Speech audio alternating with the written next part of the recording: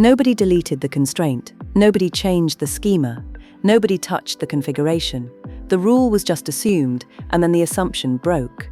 There is a category of database failure that is harder to diagnose than a missing foreign key or a violated check constraint.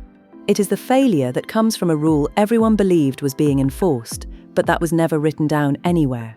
Not in the schema, not in the application, not in the documentation. It existed only as a shared understanding among the people who built the system, and shared understandings do not survive team turnover, system migration, or a new developer connecting to the database for the first time. Think about a filing cabinet in an office. Over years of use, everyone on the team develops a set of habits around it. Invoices go in the left drawer, contracts go in the right. Active files go at the front, closed ones go at the back. Nobody wrote this down. There was no label, no instruction, no enforced rule. It was just how things were done. The system worked because everyone who used it had learned the convention. Then a new person joined. They filed an invoice in the right drawer. They put a closed contract at the front. The cabinet accepted everything. It had no mechanism to refuse. The conventions collapsed the moment someone arrived who had not been taught them. A database schema is the same cabinet. It enforces what is declared. It knows nothing about what was assumed. In 2019, a UK-based logistics company completed a platform migration. Their original system had been built by a small internal team over 6 years. That team had developed a set of operating conventions that everyone understood. Order records with a status of cancelled were never updated after cancellation. They were treated as immutable. The new development team was not told this. Nothing in the schema enforced it. No constraint existed. The new system included an automated retry mechanism that updated cancelled orders when a payment signal arrived late. The database accepted every update without error.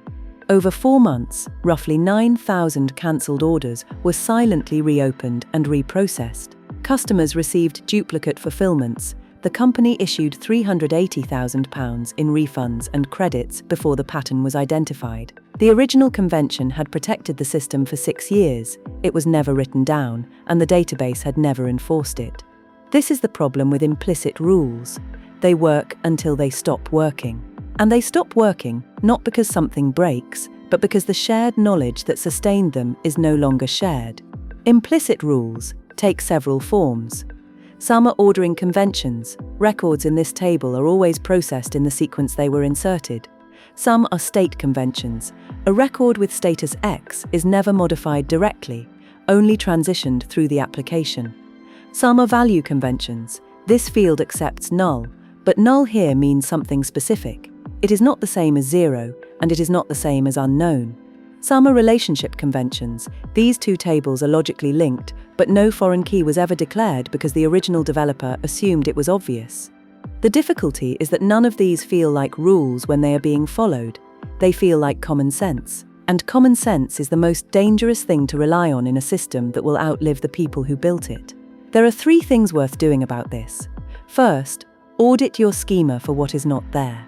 Look for columns that accept null but should not. Look for relationships between tables that have no foreign key. Look for status or type fields with no check constraint. Every missing constraint is a question. Is this rule being enforced somewhere, or is it being assumed? If the answer is assumed, the risk is already present. Second, treat conventions as constraints wherever the database allows it. If cancelled orders should not be updated, that rule belongs in the schema as a trigger or a check, not in the institutional memory of the team that built the system. If a field accepts only a known set of values, declare them. The friction of writing down the rule once is far smaller than the cost of discovering the rule was never enforced. Third, document what the database cannot enforce. Some rules are too complex for a constraint. Some depend on business logic that changes. Those rules belong in writing, not in a verbal briefing during onboarding. A short document that describes what the schema assumes and why is one of the most valuable things a team can produce. It makes the invisible visible. It turns shared knowledge into something that survives. The filing cabinet accepted the invoice in the wrong drawer. It had no way to refuse. The convention was real, and it mattered, but it lived only in the heads of the people who had been there long enough to learn it. A new person arrived and the system broke, not because they did something wrong, but because the rule was never anywhere they could find it. The rules your database does not enforce are not safe because nothing has gone wrong yet. They are waiting for the moment when the person who understood them is no longer there. That moment always comes.